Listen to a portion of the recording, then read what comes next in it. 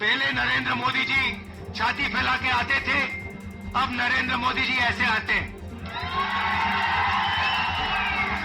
नफरत के बाजार में मोहब्बत की दुकान खोलनी है। आपका सिर्फ स्टेट नहीं छीना गया, आपके अधिकार, आपका धन,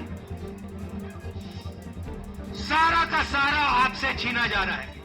जम्मू कश्मीर में अब कांग्रेस पार्टी ने भी अपने चुनाव प्रचार की शुरुआत कर दी है और चुनाव प्रचार की शुरुआत कांग्रेस के वरिष्ठ नेता राहुल गांधी ने की है। राहुल गांधी आज बानिहाल के संगलधान पहुंचे हैं और उसके साथ ही साथ कश्मीर के डूरू इलाके में यहां पर पहुंचे हैं। राहुल गांधी ने यहां पर दो जनसभाएं हैं, उनको यहां पर संबोधित किया है। इन दोनों जनसभाओं में राहुल गांधी ने यहां पर सीधे तौर पर प्रधानमंत्री नरेंद्र मोदी को टारगेट किया है और साफ तौर पर उन्होंने लोकसभा चुनाव जो है उनका जिक्र किया है और उसको कहा है कि किस तरीके से जो कांग्रेस पार्टी है उसने यहाँ पर जो लोकसभा चुनाव है उसमें कहीं ना कहीं यहाँ पर बीजेपी को फुल मेजोरिटी में यहाँ पर नहीं आने दिया है। और हमने बीजेपी के खिलाफ नारा दिया, नफरत के बाजार में मोहब्बत की दुकान खोलनी है।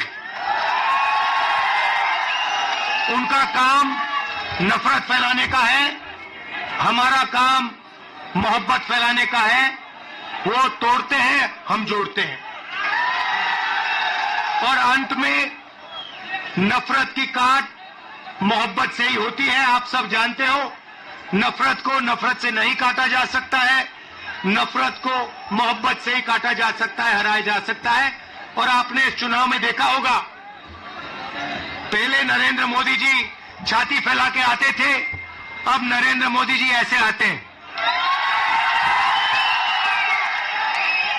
पहले बड़े बड़े भाषण करते थे, इस बार पार्लियामेंट में घुसने से पहले उन्होंने अपने सिर पर कॉन्स्टिट्यूशन को रखा, फिर गए अंदर।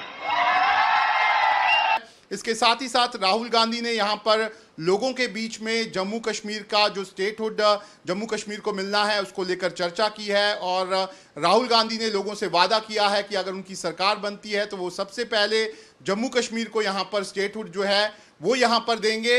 इसके साथ ही साथ राहुल गांधी ने कई ऐसे लोकल मुद्दे हैं जिनको यहाँ पर राहुल गांधी ने उठाया है। भाइयों और बहनों, पहली बार हिंदुस्तान के इतिहास में पहली बार स्टेटहुड छीना गया है।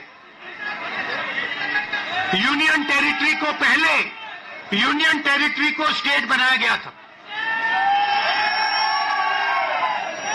स्टेट को बांटकर दो स्टेट बनाए गए, तेलंगाना बना, छत्तीसगढ़ बना, उत्तराखंड बना, अरुणाचल को स्टेट बनाया गया। मगर पहली बार हिंदुस्तान के किसी स्टेट को रद्द करके लोगों का जो हक है वो छीना गया, पहली बार हुआ है। ऐसे हिंदुस्तान के इतिहास में, मॉडर्न इंडिया में यह काम पहले कभी नहीं किया गया है। तो सबसे पहले जम्मू कश्मीर को जो स्टेटहुड है वो वापस देना है, क्योंकि आपका सिर्फ स्टेट नहीं छीना गया, आपके अधिकार, आपका धन, सारा का सारा आपसे छीना जा रहा है। 1947 में हमने राजाओं को हटाकर लोकतांत्रिक सरकार बनाई, हमने देश को कॉन्स्टिट्यूशन दिया। आज जम्मू कश्मीर में राजा बैठा हुआ है, उसका नाम एलजी है मगर वो है राजा। अगर हम बानिहाल और डूरू सीट की बात करें तो कांग्रेस पार्टी को ऐसा लगता है कि ये दोनों सीटें कांग्रेस पार्टी यहां पर जीत सकती हैं।